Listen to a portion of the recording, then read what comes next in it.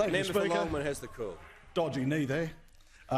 My question is to the Assistant Treasurer, Minister for Housing and Minister for Homelessness, Social and Community Housing. Will the Minister please update the House on how the Morrison government's HomeBuilder plan is creating new jobs in the housing construction sector and generating housing confidence as we continue our comeback from the COVID-19 recession? And is the Minister aware of any alternative policy approaches? The Assistant Treasurer and Minister for Housing. Well, look, thank you very much. Can I thank the member for Longman for his question, and as all Queensland MPs in particular, but I think all MPs in this House understands just how successful the HomeBuilder program has been in igniting the residential construction industry throughout our country.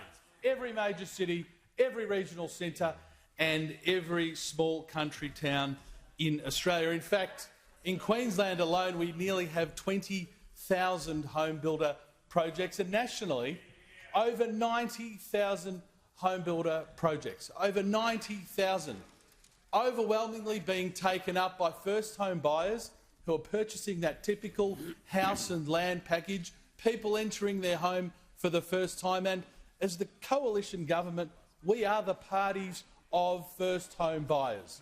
Whether it's the HomeBuilder program, whether it's the first home loan deposit scheme, whether it's the first home super saver scheme. Now, Mr Speaker, I remind the House that this time last year the residential construction industry was going to hit a cliff.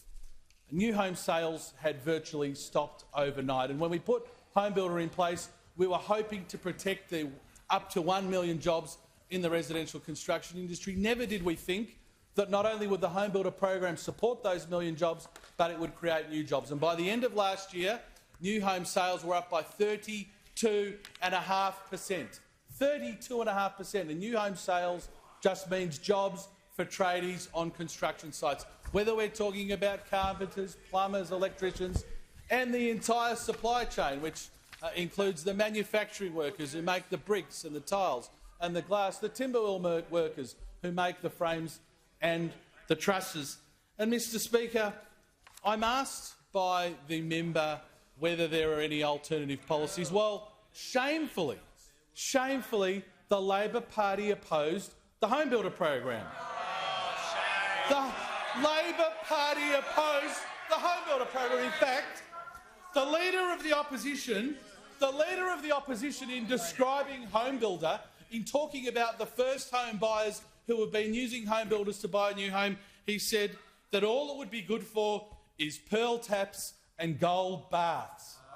Pearl taps and gold baths. This Leader of the Opposition is completely out of touch, and he's so out of touch he's not learned his lesson. They're still attacking home ownership. I saw reports in the AFR just a couple of weeks ago that Labor's housing taxes, to quote the AFR, are not dead. So the Labor Party does not want to support the residential construction industry, don't want to support first home buyers, and they've not learnt their lesson. The coalition will always stand for the residential construction industry and new home buyers. Has concluded.